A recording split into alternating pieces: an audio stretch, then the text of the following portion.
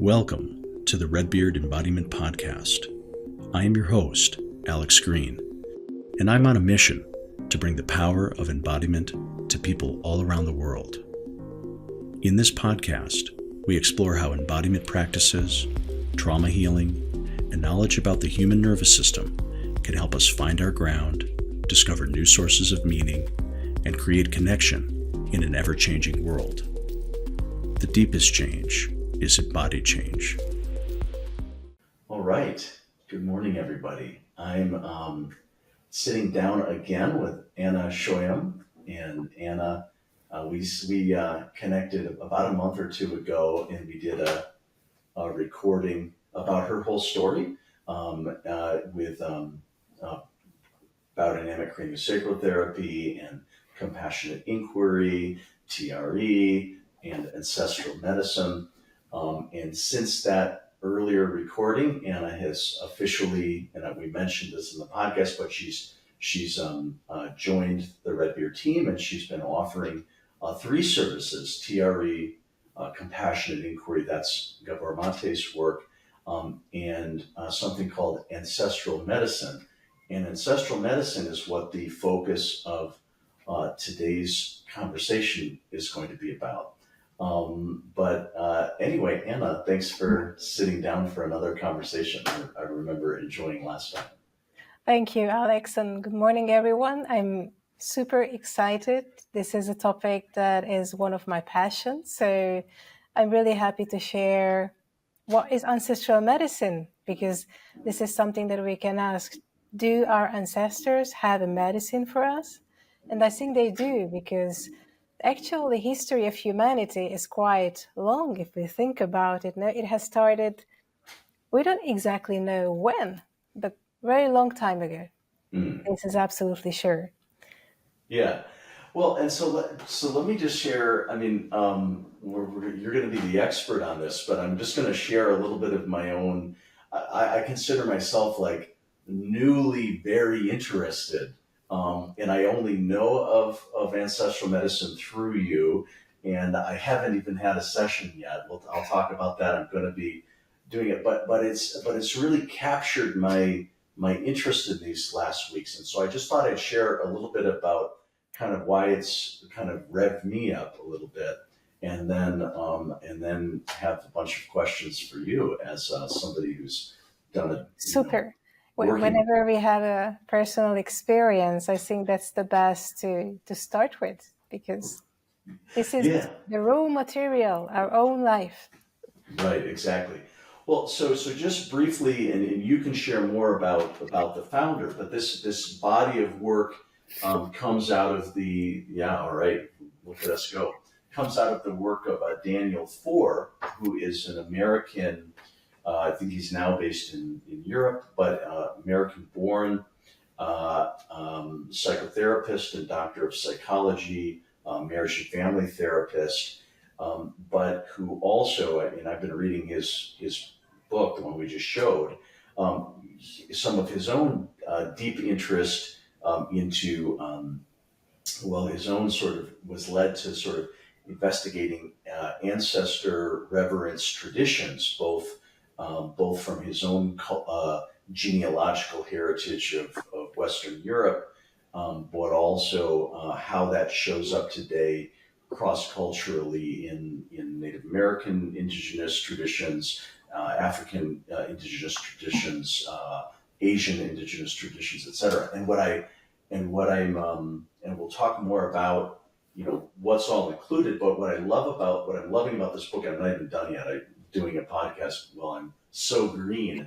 But what I'm really appreciating with Daniel's presentation is it's almost as though he's a combination of a practitioner, but also as though like an anthropologist or somebody who has looked at some of the existence of the prevalence of ancestral, of relating to ancestors throughout the world, and in this book, in his method, as I am beginning to understand it, it is a bit of looking at some of the common principles and themes that can be widely applied to anyone, independently of sort of being of within a particular religious tradition or whatnot. And so I'm really appreciate. So part of the reason I'm excited is that there's this sort of common sense approach that he seems to be offering, and I'm appreciating his sort of that, like TRE. We had this conversation that there's a little bit of taking something and opening up a methodology that can be worked with in multiple frameworks, doesn't require a specific set of religious principles or beliefs, and I always appreciate that anytime we see that. So the last thing I'll share before asking you about it is, or the other thing the other reason this is grabbing my attention is that in my work with internal family systems model, which is parts work, which is a lot of what I do with my online clients these days.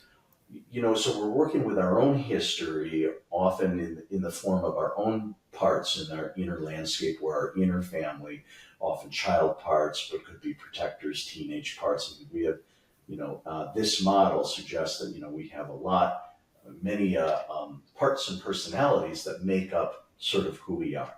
But within the work that we do in internal family systems, a not uncommon situation is we look at something that's been happening in a family culture, a family history, whether that's a belief that's sort of a family belief that's kind of sometimes it's a positive belief, but usually it's sort of like some kind of not great belief or sort of some aspect of the family culture. Sometimes it's an addiction, alcoholism or something that seems to be a family trait. And when we work with that in IFS, we're often we're talking, the concept we use is something called legacy burden. And it's this idea that the issue didn't originate within that person in this lifetime, but it has its roots going backwards in time, and it even provides a framework for doing some of that work. But in my own sessions, we sometimes are verging on sort of connecting to and dialoguing with people who are no longer alive, basically people in the family lineage. And so the big door that's been open for me reading this material and knowing it through you is a framework for actually going more wholeheartedly into those types of relationships and conversations, and the use of and creating a ritual space in order to have those important kinds of connections and dialogue and healing work. So anyway, that's just an overview on kind of where I'm coming from in a position of wanting to learn a lot more about this way of working. So with that very long introduction, what do you have to say, Anna? Thank you, Alex. I think you brilliantly resumed what is it about. And I think I understand it this way as well, that it is, Daniel made a brilliant work of collecting our cultural heritage, all of humanity, I would say, because connecting with our ancestors is a very special, I would say, rituals as well, because from the Aboriginal cultures, the indigenous cultures, it is something very natural to connect with our ancestors. It has never separated from our lives as much as it did in our Occidental culture. So what creates the difficulty is a rupture in the traditions. And if we go back enough in time, all of us, all of our ancestors have been indigenous in a certain land. They may have lost this land, they may have lost the connections they had. And this creates grief. So one of my great discoveries when I engaged in this work was that I think all humanity is sitting on the top of a pile of a great grief. All those tears we haven't grieved away, or we haven't allowed to cross our bodies, our emotional bodies, our lineages. So it's like a big pile of things that's getting bigger and bigger and bigger because everyone is adding something to that. So it's like this big snowball that keeps rolling, and maybe sometimes keeps entering in our own lives in a very different way that we would like it to enter our own lives. And this is the core of ancestral lineage practice, or ancestral lineage healing, as we call it, to get in conversation with all those who passed away, which is very interesting, and it's also very delicate, because if we didn't learn about it, I haven't learned about it only through religions now, that my family has some religions that were influencing my childhood as well. That happens with most of us, that we're born in a certain family, and with that being born there, we are receiving a cultural heritage through lineages. And I find it really beautiful that there is a framework with 7 easy steps that we can follow, and it doesn't matter what our belief system is.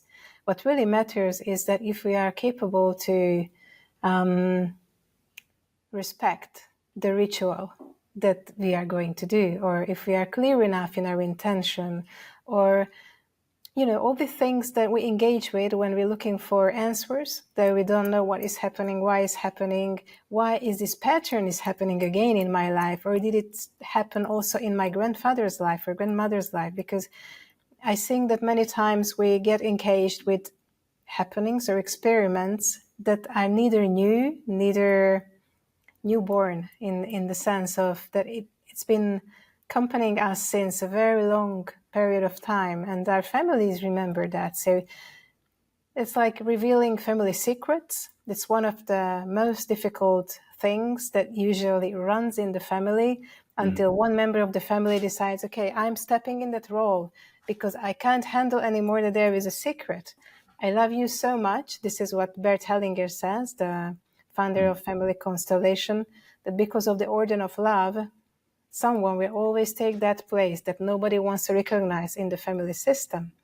So this is what happens also. And ancestral medicine or ancestral lineage healing makes some very important distinctions that I was not aware before encountering this practice, and which made a lot of sense, and is a foundation of my work whenever I work with anything connected to ancestral medicine or intergenerational, transgenerational traumas, which is that there are 4 principles that Daniel mentioned. He also mentions in his book. I'm going to read it because I don't want to give other words than he did. So he says, these are things we can possibly agree with, like common knowledge. In every culture, we find this common knowledge. Consciousness continues after death. Something continues. We don't know what, but something is there to exist in a certain way. We're not aware of how. Then, not all of the dead are equally well. What does this mean? It means that those who are deceased may not be well as anyone who is living may not be well. Because alive in another way, but life continues. And then the third one is the living and the dead can communicate. I think this is really easy to believe because we all had dreams with our grandmothers and grandfathers, or any other family members or friends who have deceased. Now we see a butterfly of someone after having gone to the cemetery and staying with someone who we really loved, and then a butterfly comes and we may think that, oh, thank you. So the message is received. And so also the construction of our mind with our beliefs creates also the connection. So it makes it possible that we feel connected. And the fourth is that living and the dead can strongly affect each other. And this is a belief that also exists in various religions. And the fifth one is that both of us are capable of change, those who are alive and those who are deceased. Which means that if we can strongly affect each other, maybe if someone deceased is not well enough yet energetically, I may not want that family member in my personal energy, in my personal space, which means that I may need to learn how to put very effective boundaries, just like in life. I mean, with those things that we see, right? When we need to rest, we rest. We don't allow everyone to come at home when we really want to be alone. So it's really like a personal hygiene of our personal space when we speak about that. And these are the 4 or 5 pillars, really. Yeah, well, I liked those 5 pillars in my reading too. It's useful, just very simple kind of axioms. It's like, well, these are. I mean, and now personally, I'm not sure that everybody has had those experiences or shares that belief. So I don't want to imply that. So you use the term common knowledge, and I would agree that there's, and he part of what I like about Daniel is he kind of did some research, like, well, 64% of Americans believe in that, so he kind of, so I agree with you that it's very common, but I don't want to, but there may be listeners who say, well, I don't believe that consciousness occurs. But that's super. Thank you, Alex, for making that correction. But that's the risk of generalizing anything, basically, that there might be someone who is not included. Right. But in any case, these are sort of so it's like these are the foundational, beliefs, and I liked how simple they were. Right. There is something. When you're dead, there's something continuing. Not everybody who's dead is equally well. Their communication is possible, and there's the strong influence between the two of them.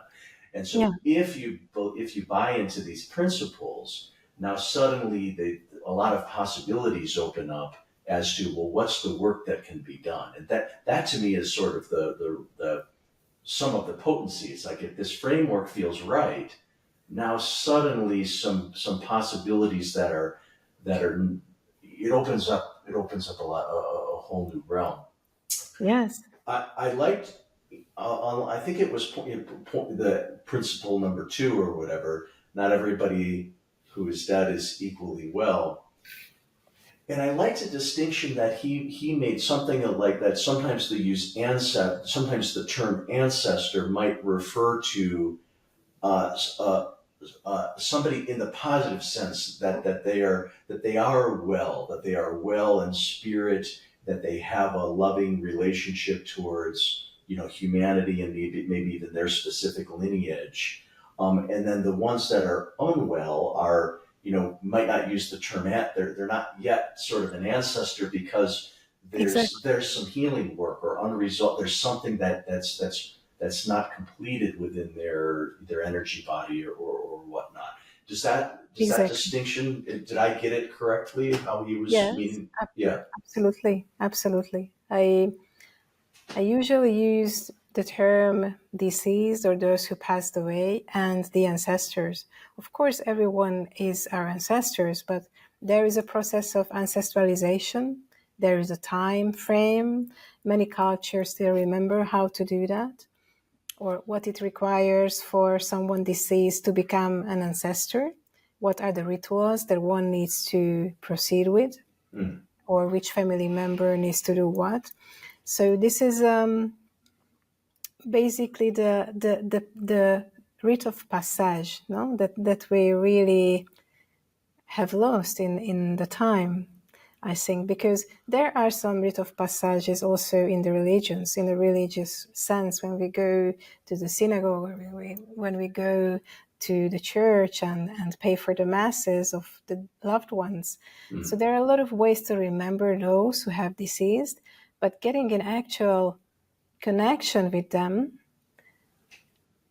may offer us the revelation that there are some deceased souls who never found a way to become an ancestor, because they need some help from our side, from those who are alive. And what is this help? Well, maybe the help that is needed is to connect with a healthy ancestor who have lived, maybe who has lived. I said have because sometimes these healthy ancestors show up in a mass. So it's not just one person, but a group, like a bunch of grandmothers and grandfathers are already really a well. team of Yeah, elders. yeah. Yeah. Because so this is the thing. So we're not individuals. We don't individually existing in this world. We could not survive one day on our own. I mean, without food, without the drinks, without the human connections, without the earth sustaining us.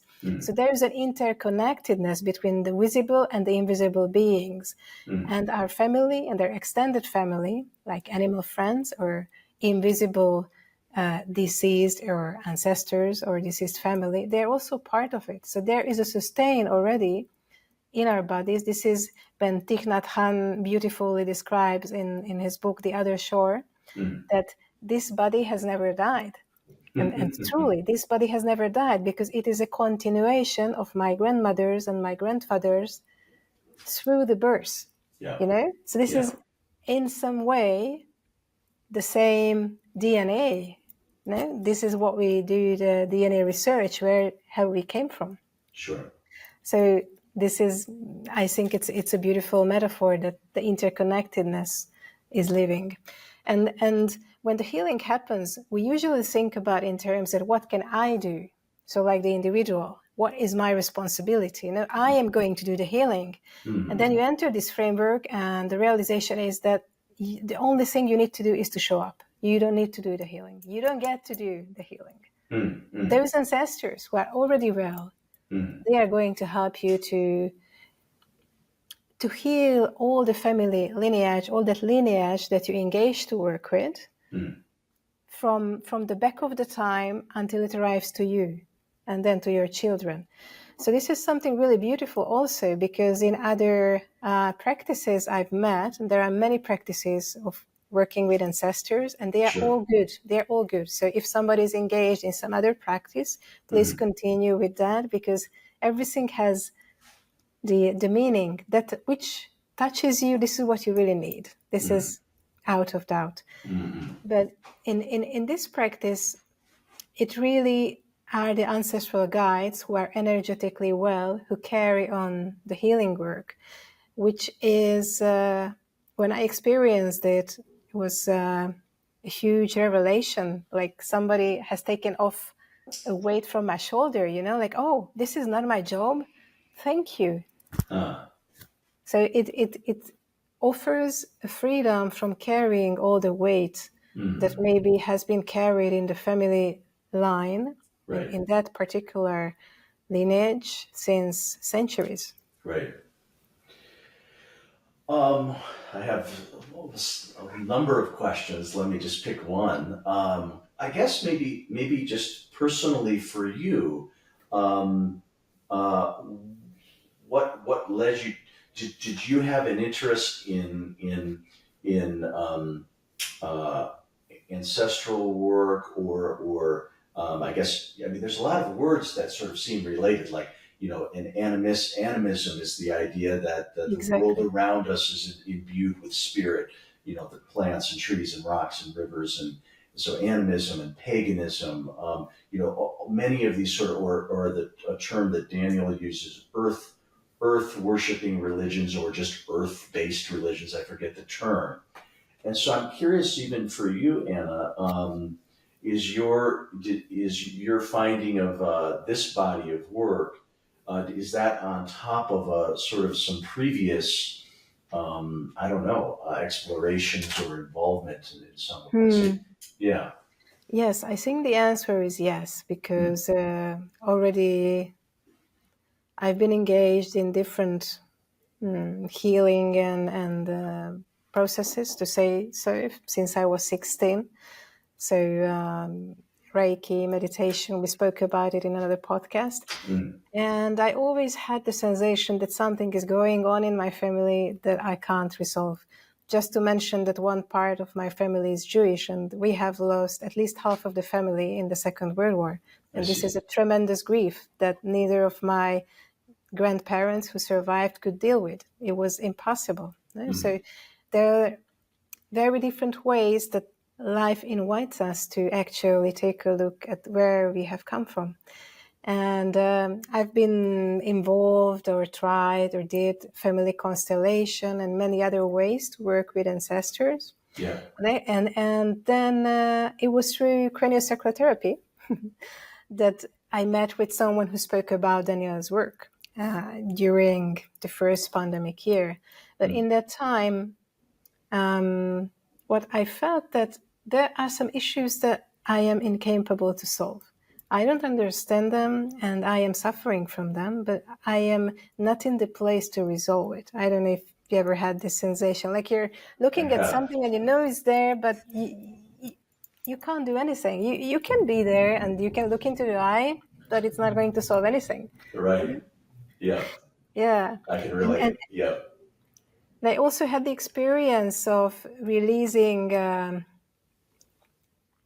family system tensions from my own body while I was being treated with biodynamic craniosacral therapy, or even during TRE when I was practicing. No? So there was a felt sensation that something that was resolved is belong to the system, but not this personal body, so to speak. That I think can happen the same in internal family systems, because you're embodying a bigger system. Sure.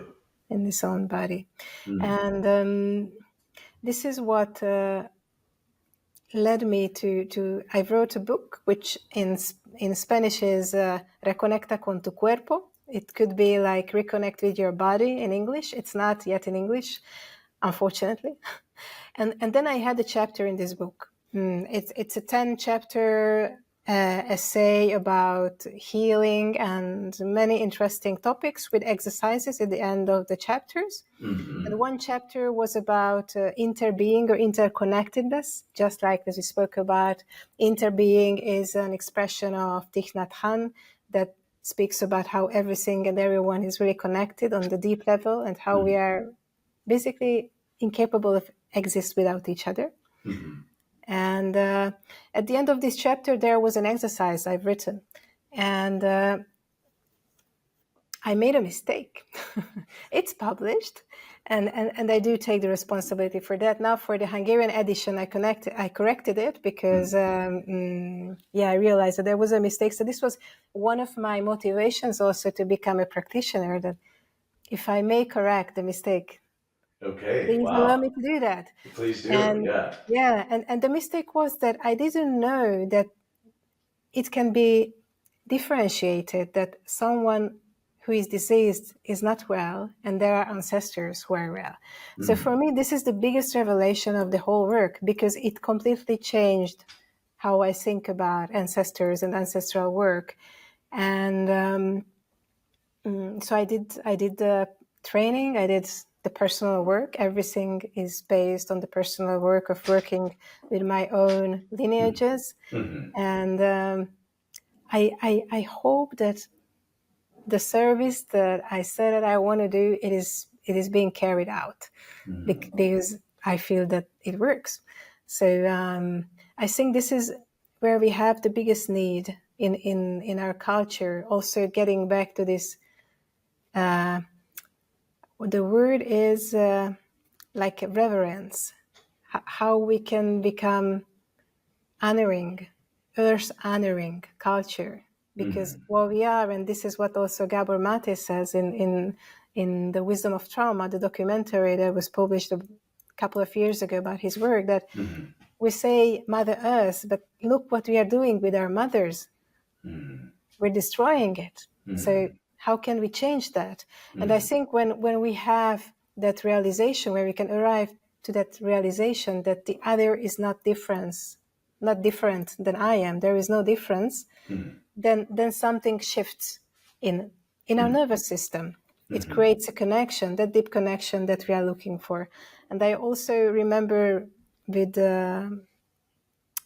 joy of the movie of Dersu Uzala. I don't know if you remember that. It's a movie from Akira Kurosawa, and it tells the...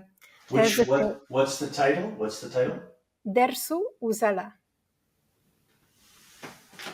Okay, that's one. I'm a big Kurosawa fan, but I somehow, Yeah, yeah, yeah, okay, it's a Kurosawa movie. I think it was made around 42. No, okay, maybe later. I don't remember, but it tells the story of a hunter who was living in Siberia in Russia, and mm, how he was helping some soldiers who were trying to prepare a map in maybe 1900,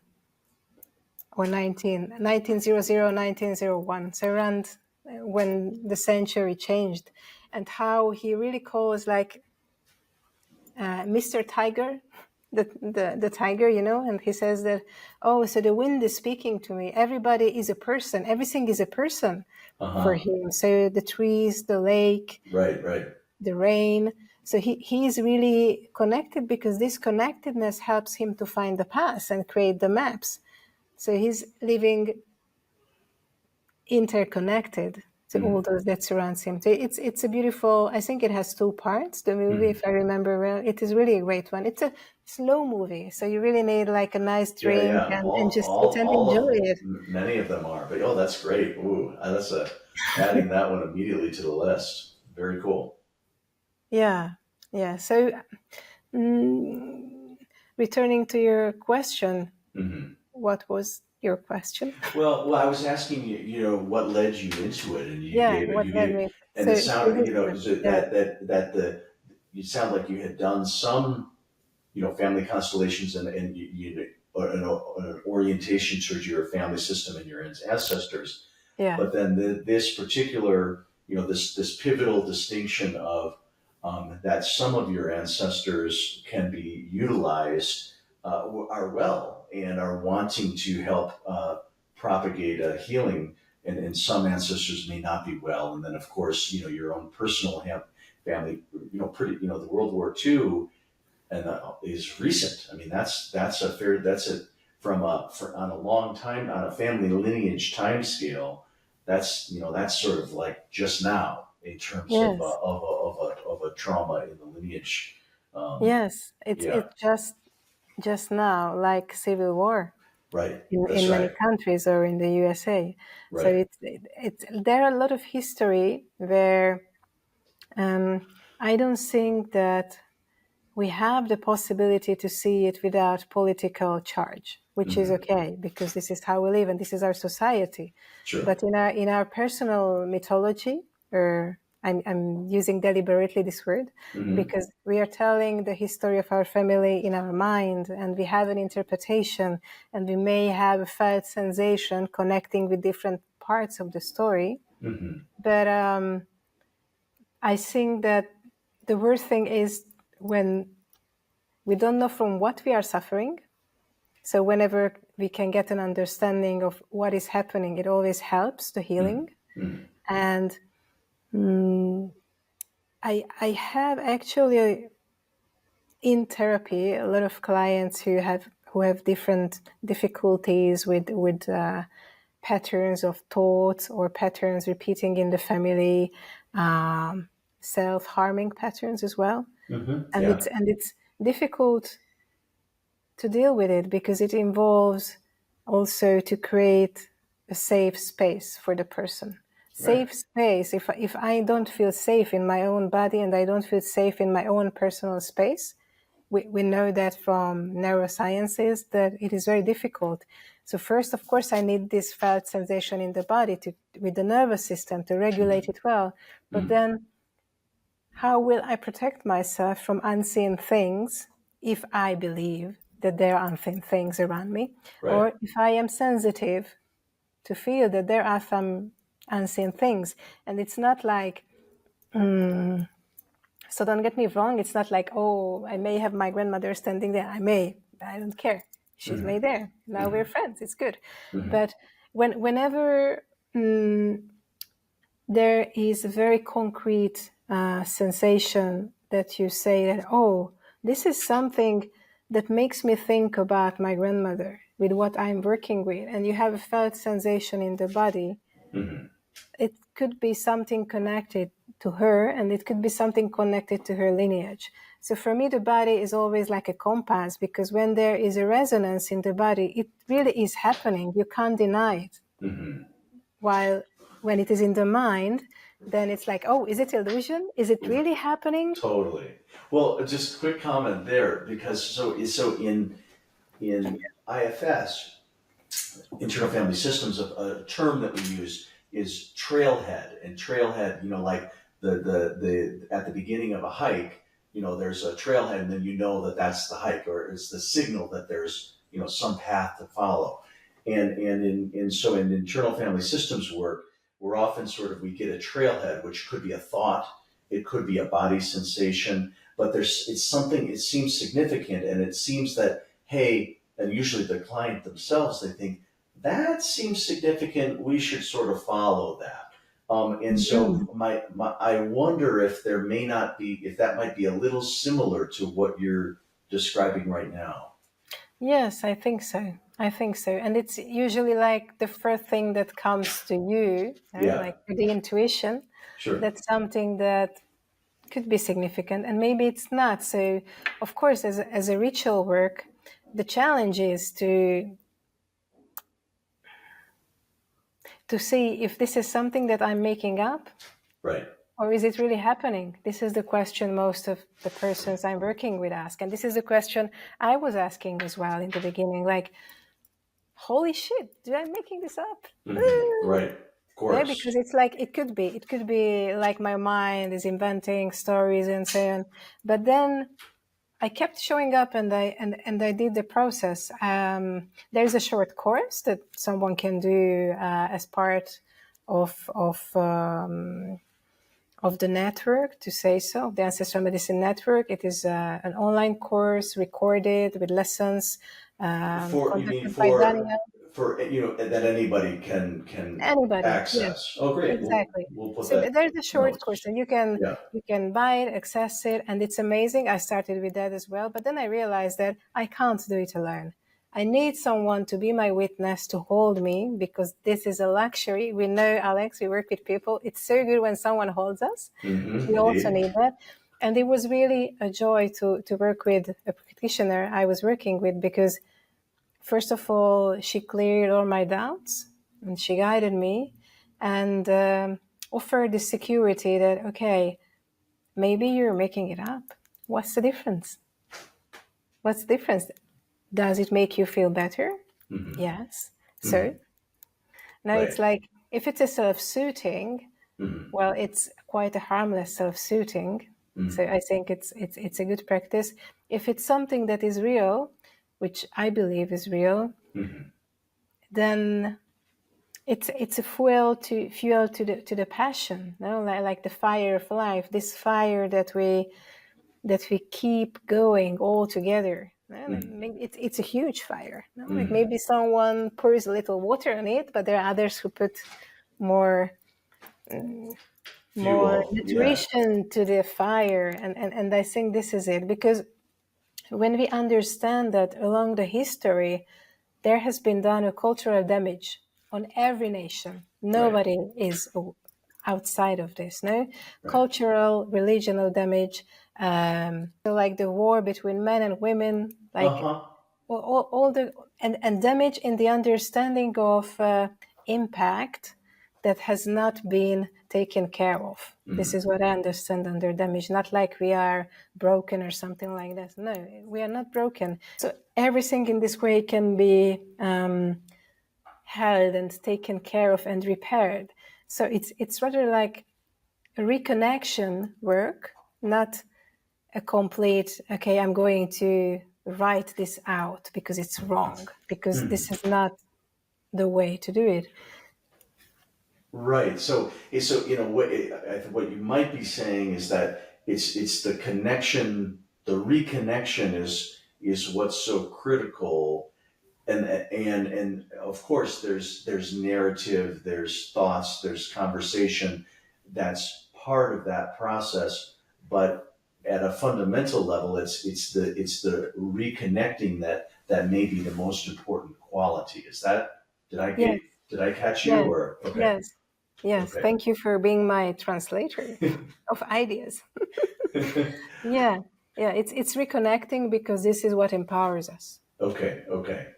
Super cool. So I wonder, I mentioned that I haven't done it, and I want to, and I want to do it with you, and you've so kindly offered. So we're not going to do that right now, but um, but maybe you could share a little bit, or for anybody listening who's wondering, well, what would that be like if I worked with somebody or with Anna?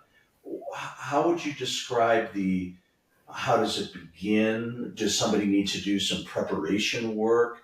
What's it like to go through to do some of this work with a facilitator like you? So it can be done online. Okay. Absolutely. You may like to have a candle or something, any object that is significant for you in your space. It's good to be alone, so you have the space for your own self, a closed space, not in a park. And we would start with me getting to know a little bit your family history. But even before that, as you speak about a ritual space, you may witness me offering a prayer to all and invoking all my healthy and well ancestors with your own healthy and well ancestors to create a safe space and allow us to work together on this process that we call ancestral lineage healing. And then we would start the work of understanding of to what extent do you know your own family history. It is possible that you are an adoptee and you can still do this work. You can do the work with the blood lineages that you don't know, and you can do the work with those lineages of your parents who adopted you, so your adopted lineages. And there are practitioners as well who are adoptees, and they really focus on this work. I see. So it is not an obstacle if you're coming from these difficulties. And then we always start with a grounding, because we really want to be present in the body. And we need also the mind to be present, because it is not an ecstatic work. It is not a shamanic work. We stay present all the time. You may close your eyes to connect more or to tune in more.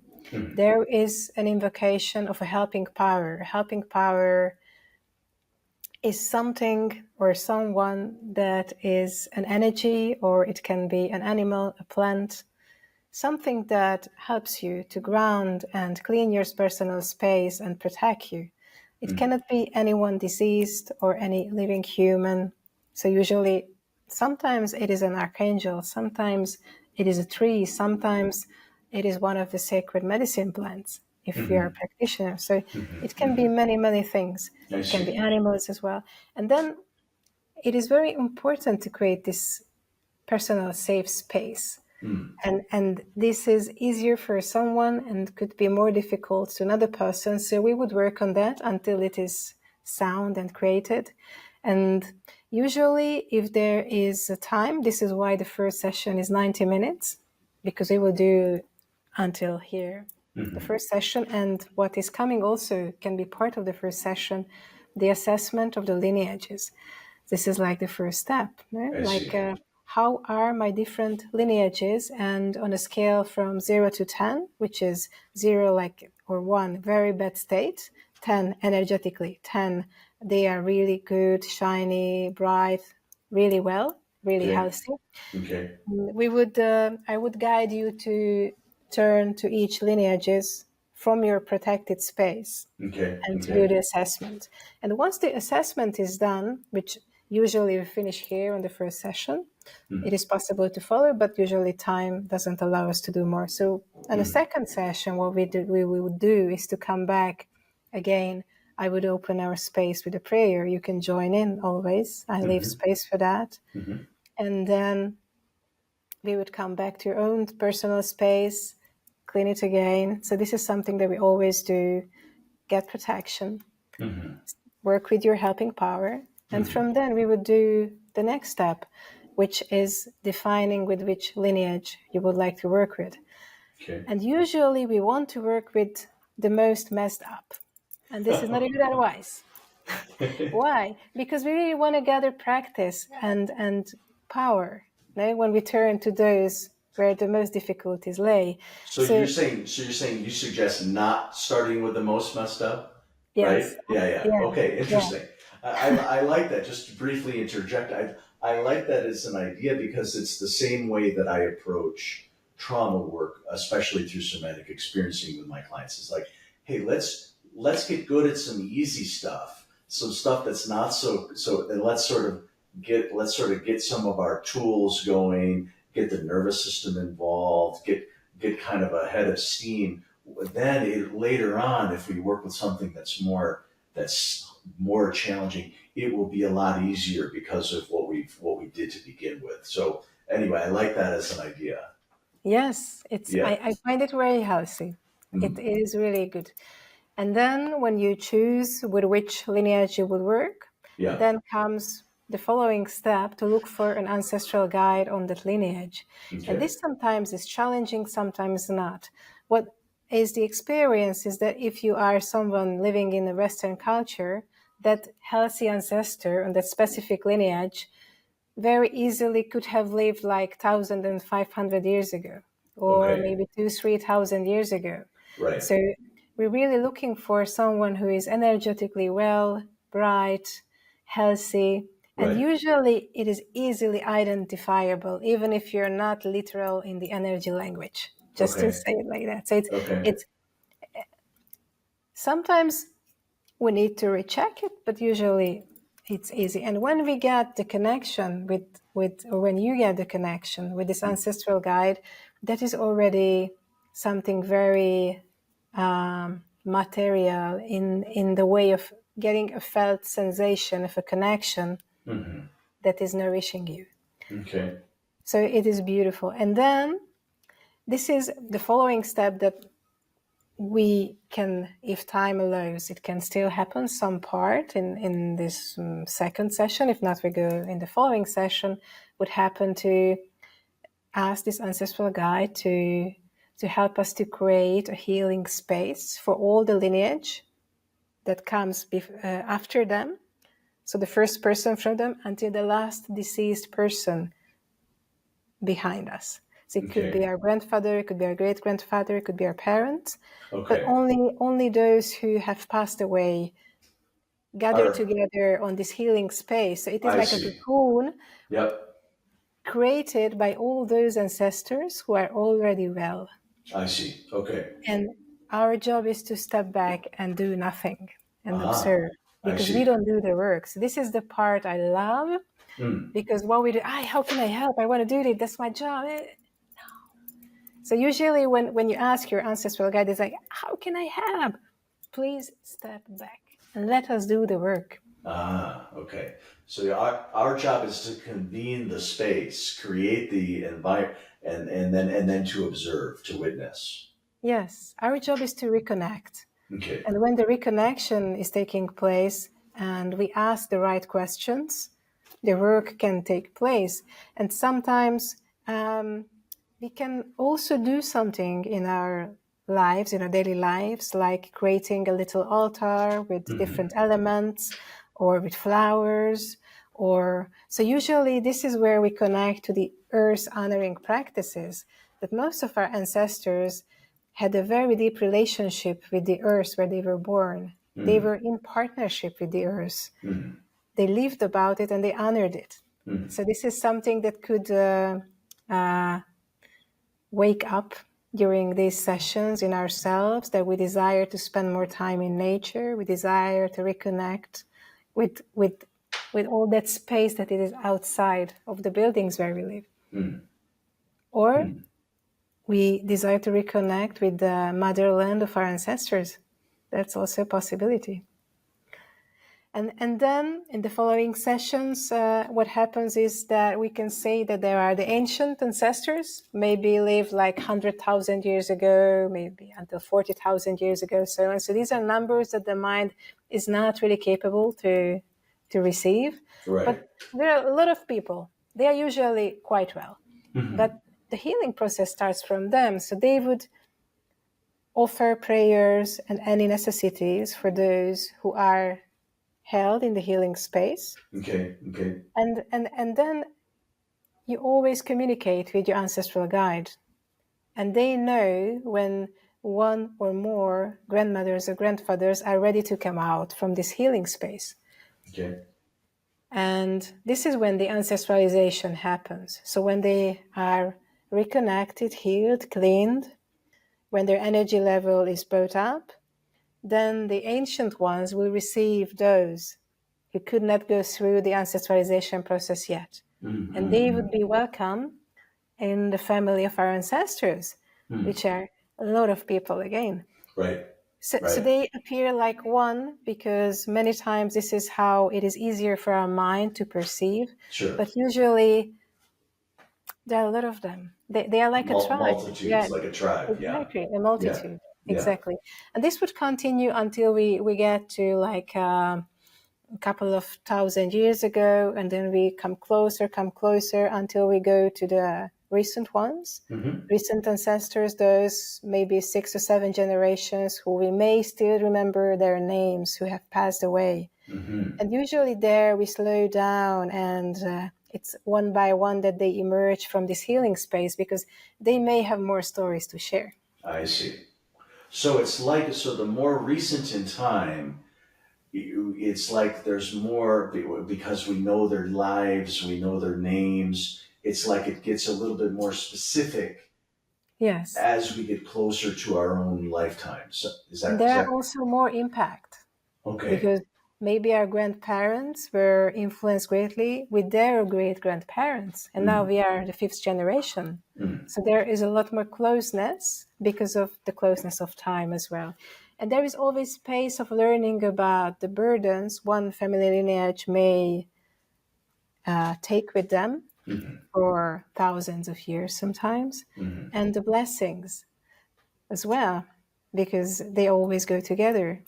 So it's a possibility to also understand where cultural difficulty is coming from, or why we don't feel good in a certain country around certain languages, or what are the prejudices that we have.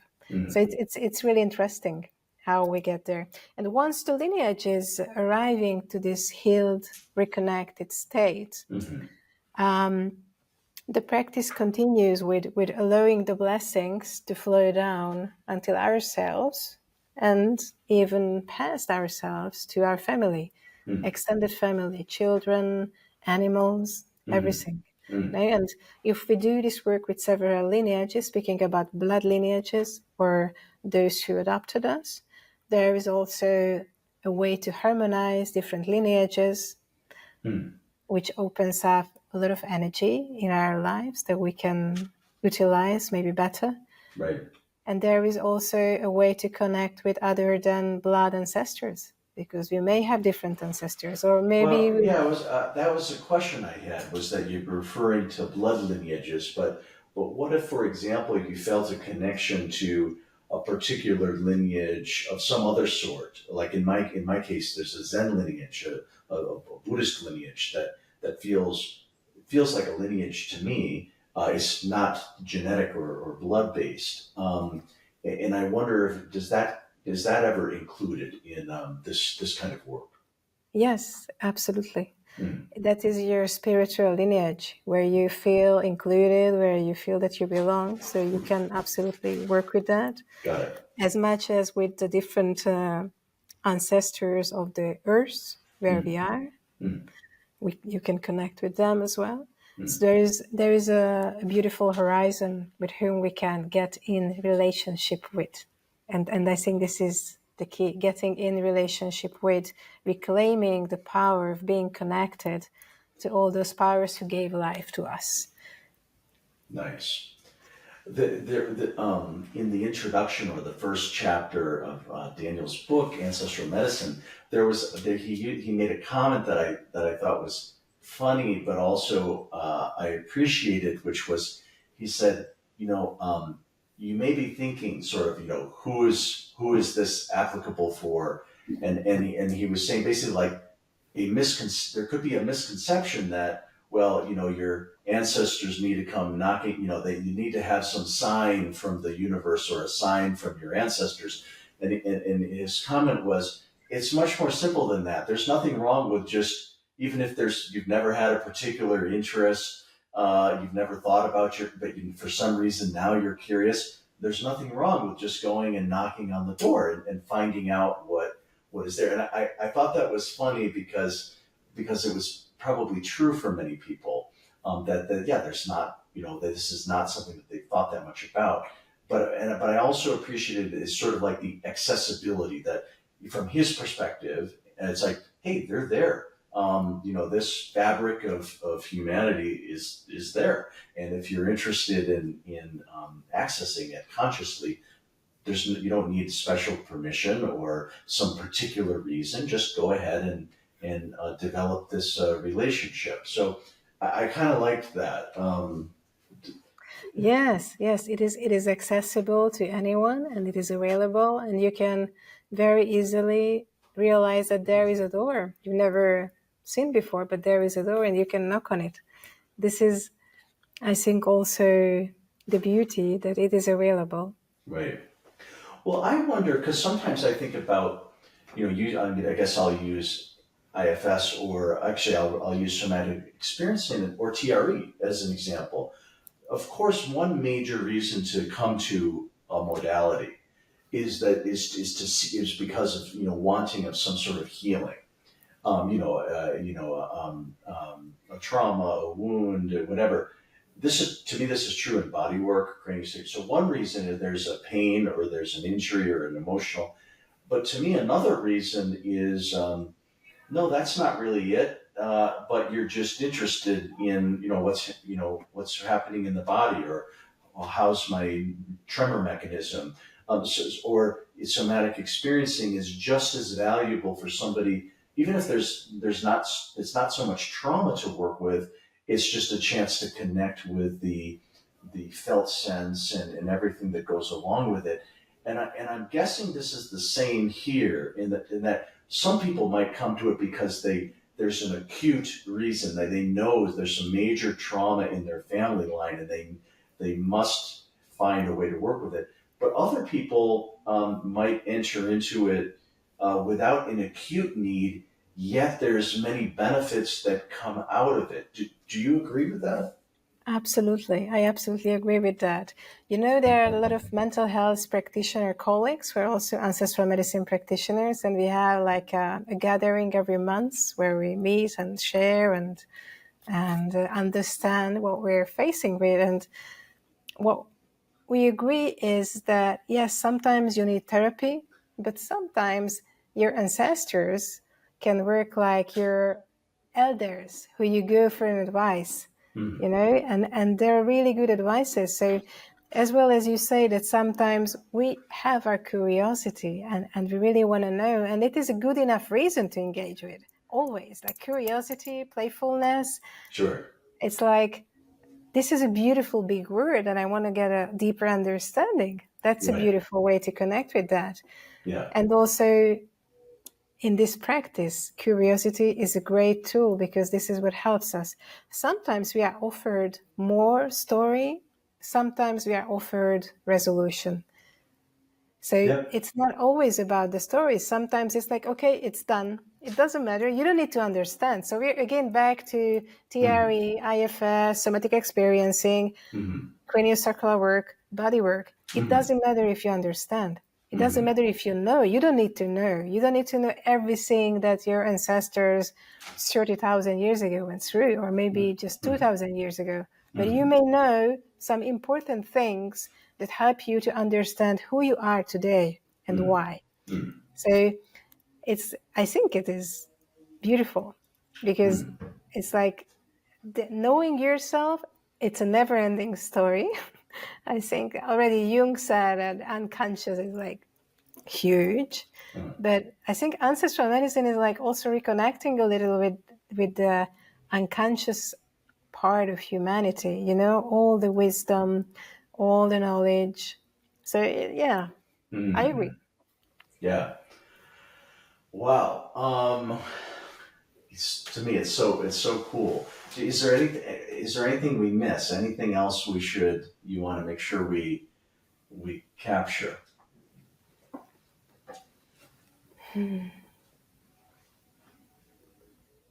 Yeah, maybe one thing to close with, I think that we're close to our time, is that for me, an important question I used to put to myself as well as my clients, I like to ask them is when we're working with a modality, so how does it impact your life that you're doing this practice? And if it changes for better, if your relationships become better, if your relationship with yourself is better, or you feel lighter or happier, I think it's worth it. So for me, this is important because also ancestral medicine can change our lives unexpectedly in our physical realm as well, because the DNA connects to all these lineages. So yeah, that's the last part. Okay. All right. That well taken. Well, awesome. Thank you for taking time for this conversation. And as mentioned at the beginning, Anna's working with us now. She does this work. She does it online. I'm signing myself up myself because I'm excited to knock on that door, so to speak. So, Anna, thank you so much. Thank you, Alex. Appreciate it greatly. Yeah. Thanks for listening to today's episode of the Red Beard Embodiment Podcast. To learn more, visit us at redbeardsomatictherapy.com or send me an email at alex@redbeardsomatictherapy.com. If today's conversation resonated with you, help spread the word by subscribing and sharing with others. Hope to see you next time.